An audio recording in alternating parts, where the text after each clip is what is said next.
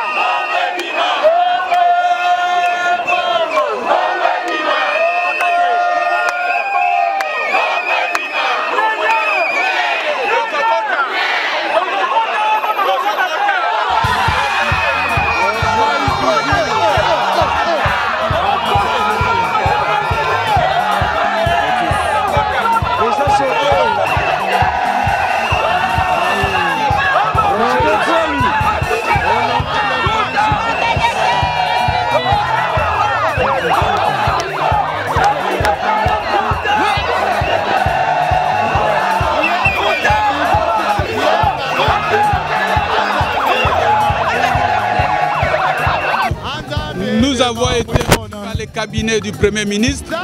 Ce qu'il faut dire est que nous avons exposé notre problématique et nous sommes dit au Premier ministre quelles étaient les raisons de notre présence ici à la primature. Première raison, c'est l'alignement à la prime des risques. Dans le cadre de la commission interministérielle, nous avons travaillé pour aligner les gens au mois de juillet. Jusqu'à l'épreuve du contraire, rien n'a été fait pour toutes les catégories professionnelles du secteur santé. C'est une violation des dispositions de notre commission interministérielle.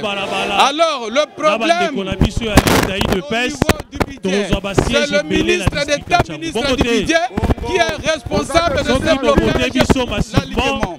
Nous avons demandé au Premier ministre d'instruire clairement le budget pour libérer l'alignement à la prime des risques. Deuxième élément, c'était par rapport à la paie complémentaire. Comme vous savez, il y avait le réajustement barémique et que le gouvernement devrait payer le 10% que nous appelons premier palier. Ce qui a été fait, curieusement, les 3 mois premiers n'ont pas été exécutés. C'est comme ça que nous demandons la paie complémentaire. Cette paie, ce dossier est au niveau de l'ordonnancement, géré par le ministre des Finances. Donc le ministre des Finances ne libère pas la paie complémentaire. Raison pour laquelle nous avons demandé au Premier ministre d'instruire le ministre des Finances pour cette gestion. Troisième élément, c'était la problématique de la titularisation au poste. Nous avons les agents qui qui ont fait plusieurs années, qui occupent des grandes fonctions, mais qui n'ont pas des actes juridiques qui justifient leurs fonctions. Alors maintenant, dans l'analyse du dossier, c'est plutôt le ministre de la Santé qui est responsable, tout simplement parce que au préalable, ils devaient régulariser leur commission d'affectation avant que le ministre de la fonction publique puisse prendre les actes de titularisation. Ce qu'il faut retenir, en particulier, le ministre de la Santé a rempli totalement la communication avec les bons syndicats. Il ne veut plus nous recevoir. Il ne fait pas l'interaction avec nous. Il ne change pas avec les bons syndicats. Donc, tout ce qui est problème des ressources humaines dans le secteur santé n'est pas priorité pour notre ministre qui est extrêmement insensible à nos préoccupations. L'élément suivant, c'est le problème de promotion en grade ou avancement en grade. Nous avons démontré au cabinet du Premier ministre que la crainte du gouvernement centrée sur la rémunération. On croyait que lorsqu'on va avancer la grade, on va exiger les rémunérations. Nous avons dit que ce n'est pas seulement ça. Les grades nous aident sur le plan social parce que ça fait l'honneur pour quelqu'un qui a travaillé des années et présenter son statut à la famille pour pouvoir dire que maintenant je suis directeur. Donc sur le plan social, c'est l'honneur. Et sur le plan politique, quelqu'un qui est reconnu directeur ne peut pas être jugé par un OPJ. Et il y a le grade de parce qu'il y a les grades et la justice ou la sécurité. Nous avons démontré la nécessité de promouvoir en grade les cadres et agents du secteur santé. Enfin, nous avons parlé de l'admission sous statut.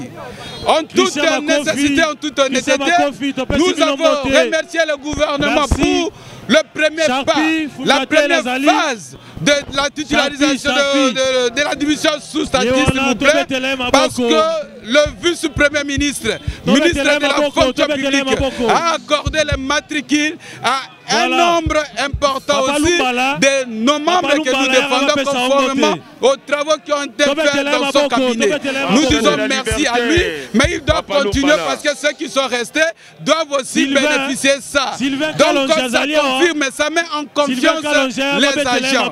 Voilà un peu. Mais l'élément négatif est que aujourd'hui, il faut souligner, dans ce pays d'état de droit, la police n'a pas été professionnelle.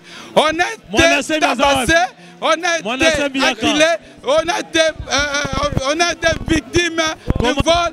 Donc on a même enlevé les 6 membres syndicalistes, ils étaient portés disparus. Et après ici, nous allons suivre là où ils sont jusqu'à récupérer nos membres et rentrer avec eux dans nos maisons.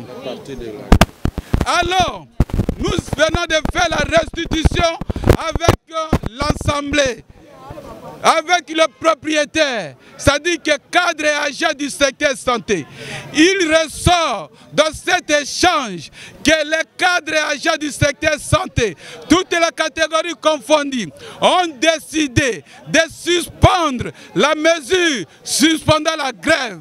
Comme vous le savez, l'année passée, il y avait grève et on avait suspendu cette grève. On n'avait pas levé la grève.